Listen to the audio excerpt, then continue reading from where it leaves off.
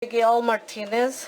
It has been 3 years and 164 days since I lost my daughter, Jaylee. I miss her every single day. Let me tell you how she died.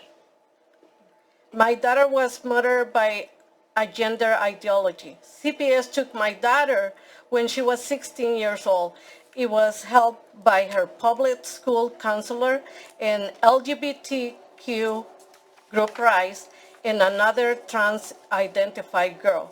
My daughter was taken from her loving home because the state of California claimed I was abusive for not affirming her trans identity. I lost my daughter over a name and a pronouns. Even after I promised to call her a male name, it wasn't enough. My daughter was not a boy trapped in a girl's body. She had mental health issues. Against my consent, my daughter was given testosterone instead of therapy. The LGBTQ group used her to raise money for them. Look at the poor reject trans boy, they said. Why are there so many transgender in foster care? Because this state take them from their families, tell them to run, then steal them. Parents are given one option to treat their distressed child, affirm, drug, and remove their healthy body part, or else lose your child. The abuse claim against me was finally dropped, but it was too late. The damage was done. By then, my daughter was in a horrible mental and physical pain. My daughter knelt down in front of a train. She was murdered by gender ideology. I beg you, stop pushing gender ideology. I don't want any parent to feel what I feel every day. Affirmation is not good for the health, safety, and welfare of any child. Number one, the parent doesn't speak the language. That means they don't know what they're reading and they need to trust the school, which is already a red flag for me because certain people can take advantage of that. Second, kids really want to be part of the school, of the group, and sometimes when they're part of the group, they don't even trust their parents anymore, especially when the parents doesn't even understand what they're actually doing over there.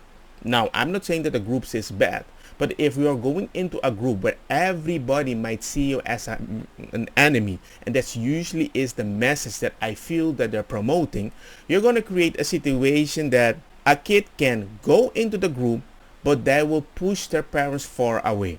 Especially when the parents doesn't even understand sometimes what the heck is happening. There is a certain advantage and power and entitlement that might create in a kid that's very different. And the parents really wanted to help the kid.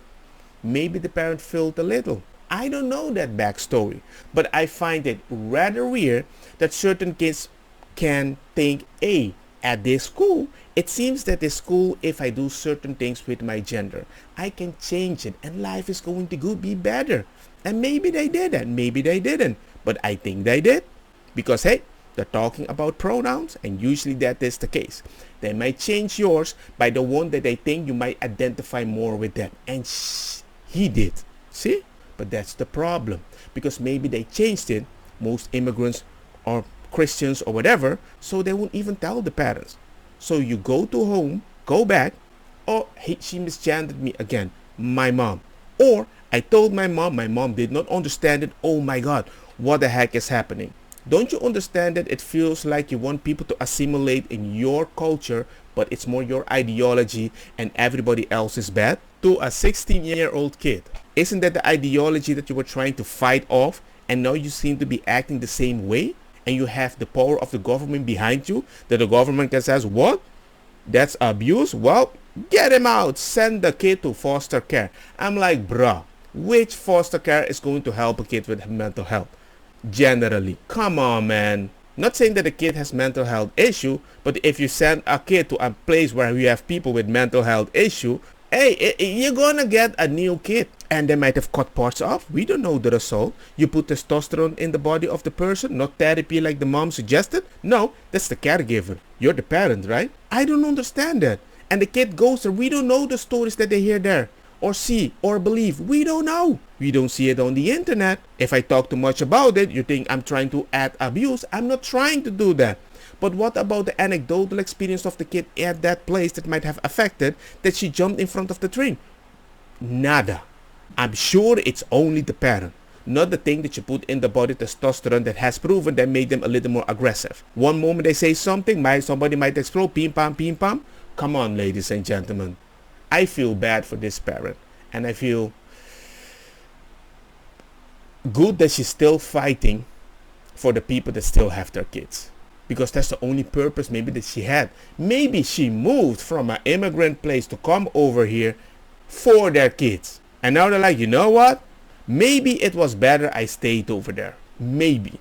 As a father that helps a lot of immigrants, so many times I'm invited to help immigrants with birthday party, only to find out I'm the only non-family there, because I help them so much and they feel I'm part of the family. They invite the whole squad, me, my wife, and my kids. So I warned them, and surprisingly, many of them told me they have seen certain signs at school, and it says you have to be active in the beginning. You're the parent. You cannot trust everybody thinking they have the best interest that you think they might be having just because they give you an opportunity to stay in that country. It's just that it's a very sad situation that hits very close to me. And I wish this could be handled different, and I wish many of these things would have be treated more like a mental health issue, or not something that you might affirm that leads to cutting board of a kid with puberty blockers. Don't want to rant too much. Let me know what you guys think, and share the message. Let everybody know. Like, share, hit the bell notification, and see you, ladies and gentlemen, in the next one. And they, if you are also listening to, because it's all about respect, right?